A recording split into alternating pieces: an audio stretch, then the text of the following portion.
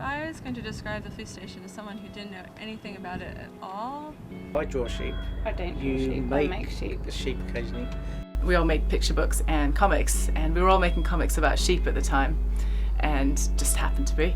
And we're also, it's an old police station, so we thought, you know, fleece and police station, so that's why we got Fleece Station.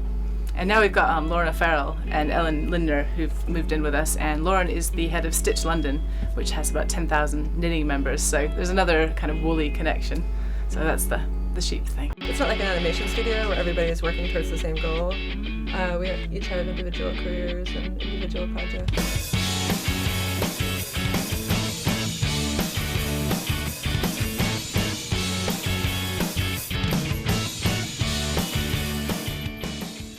We've all got our own individual projects, but it's the same thing, you know, if we get stuck on a few ideas, you help each other out. But I've got my own deadlines, I've got my books and whatever, and Lauren has her own various projects to get on with. Even though I have more space to work at home, I'd rather work here just because, you know, you can chat with your friends, you can listen to music, you can take little trips into Deptford together, and yeah, it's just really fun. So no, I don't think of it as confined. It's just, you know, you're in close quarters with people you like. I don't even think about it, to be honest. You're just people. You're just other human beings at the end of the day. Yeah, and it's just really nice working with other people who are doing the same thing, because I used to make picture books just from home. I've made comics since I was a kid. I used to trace Archie comics, but I think actually being paid for them, my first comic I was ever paid for was the DFC, which was a weekly comic for children, and that's when Vernon Lettuce was running in it as a weekly strip. Actually, the theme of this is Lettuce the rabbit decides she wants to gets famous because she sees this talent show on television and thinks, oh, and she doesn't realize she needs a talent. She just thinks they can go and be fabulous and get famous. So I'm bringing in my vision of, you know, London, but also there's a great scene in the Underground. You can see they've like taken out the divider bit so you can actually like slide down the middle, which is something I've always wanted to do on the Underground. I mean, I just chose a sheep because they can be a bit, you can project a lot of stuff onto them. They're a bit blank slate.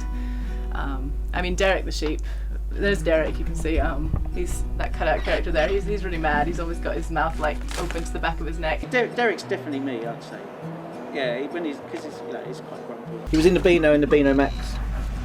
There he is, Derek, cartoon character, mad, crazy sheep. So I've always been drawing comics, always been drawing stupid drawings. Like, I remember Hong Kong food was a big inspiration, so I draw my own superhero dogs. I'd have like a super dog, I don't know where I got that idea from. And like Canine Crusader, any kind of variations on dog superheroes. So like, obviously TV cartoons as a kid.